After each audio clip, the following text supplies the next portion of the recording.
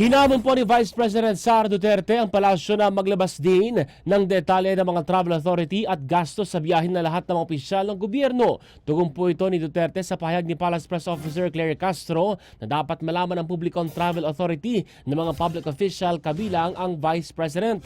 Ayon kay Duterte, ang Office of the President mismo ang nag-i-issue ng travel authority sa iba't ibang tanggapan ng gobyerno kabilang ang sarili nitong mga opisyal at empleyado.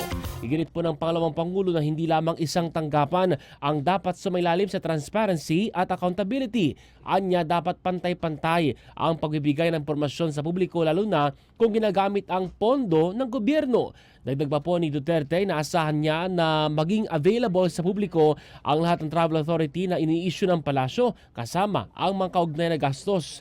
Magugulit ang kinansela po ni Vice President Sara Duterte ang kanyang nakatakdang biyahe patungong Japan mula sana August 19 hanggang 24. Anya, nagbago ang kanyang mga plano at nag-aalala rin siya sa paglalabas ng Malacanang sa kanyang schedule na maaari maglagay sa kanya sa mas malaking panganib.